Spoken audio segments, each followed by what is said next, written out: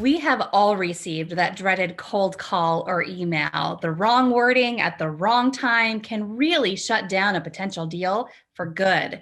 But with the right shift in strategy, you can still sell in spite of COVID.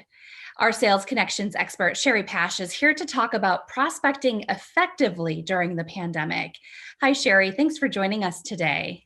Hey, Julie, thanks for having me. And I'm excited to talk about this whole prospecting and generating sales calls during these days. It's such an important topic, especially with us relying so heavily on technology right now.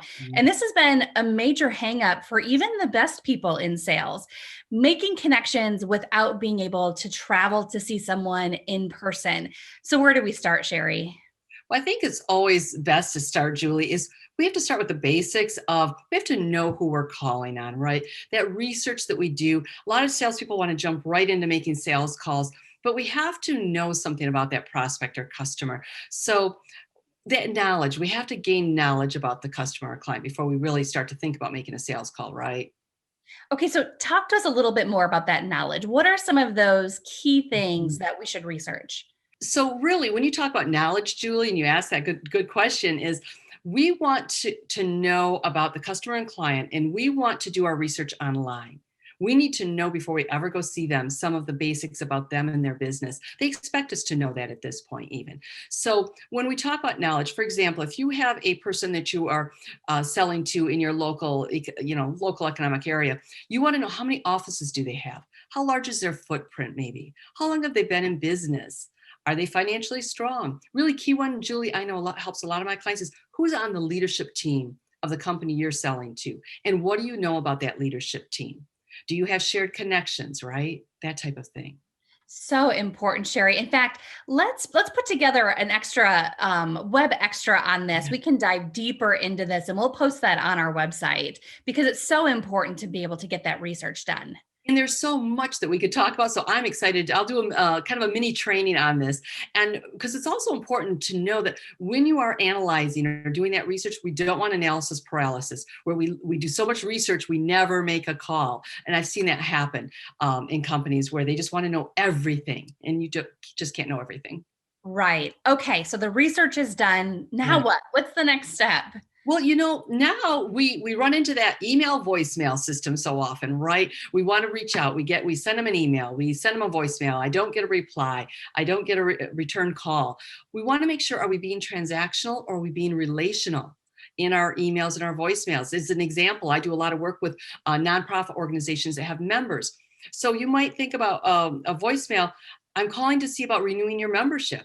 Or am I calling to see how we might remain a part of your business strategy next year?